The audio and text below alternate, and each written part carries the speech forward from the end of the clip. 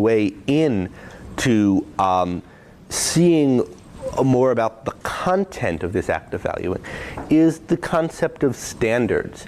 That valuing involves having standards. And we get the idea of standards all throughout the Fountainhead. And it's really interesting that it seems to come into her writing shortly before she's writing the Fountainhead in her notes, and then it's all throughout the Fountainhead notes. So there are notes from 1935, I forget the month, but it's quote 20, it's 1934 rather, it's quote 19 on your handout, of Ney, where she's reflecting on the work Revolt of the Masses by Jose Ortega y Gasset. And on a point in it where he's distinguishing between a nobleman and a mass man, on the grounds that the nobleman, the mass man, just does whatever he feels like. He's in effect a whim worshiper, whereas the nobleman has some kind of conception of servitude that's in his character. And she's bothered by this. He says, well, what does it mean to say that a nobleman serves?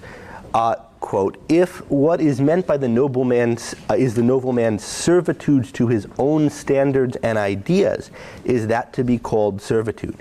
If the standards are his, isn't he precisely obeying himself and doing what he pleases? It is the mass man who cannot do as he wishes because he has no wishes. And therefore he has to have his standards, or the nearest he could come, dictated to him. So there are some people who have standards. Those people, on account of having standards, have wishes, and they're able to do what they wish. Whereas many people don't have any standards, don't have any wishes. We get several other things in this quote that I'll refer back to later. I don't want to read them now, but just as the first time we're seeing them in her thought, that them become quite big. But you'll see this idea of standards constantly in the Fountainhead and the notes leading up to it. One more, I think, very clear place in the notes. This is now in the Fountainhead notes, quote 20 on the handout, where she's first spelling out the purpose of the book. It's going to be a defense of egoism. Which leads to the question, let me just give you the other clear examples of the use of the word standard, and then spiral back to this, which has the same point.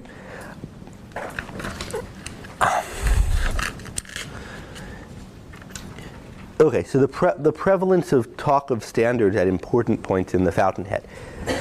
The first time we hear Roark express any of his ideas is in his meeting with the dean. In that meeting, the best is a matter of standards, and I set my own standards. Later, Kent Lansing and Roark are having a discussion about what's motivating Lansing. Lansing is the entrepreneur who hires Roark to build a hotel, right? And he has to fight this committee to get Roark to be the, selected as the architect. Lansing says, why are you a good architect? Because you have certain standards of what's good, and they're your own, and you stand by them. I want a good hotel, and I have certain standards of what's good, and they're my own, and I stand by them. They're my own, and you're the one who can give me what I want. Why is this what he wants? Well, it's what's in accordance with his standards. Describing Wynand and his art collection, the things he collected were chosen by standards of his own.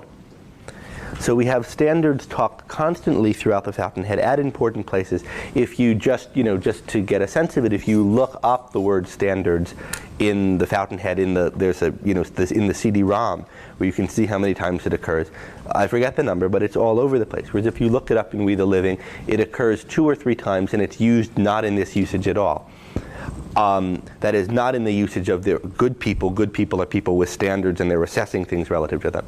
It's used, it just comes up in other contexts. So this is something that is new and importantly figuring in her thought in the Fountainhead. Now we start to see more how this idea of valuing can work, how there can be a process once we have the idea of standards involved. You have a standard, Not everybody has standards, so not everybody can do anything that requires having one. And then the mind is involved in valuing something because you weigh it against your standard. So that's one new element that we have in the fountainhead, and we're going to explore that in some detail later. There's another related one that we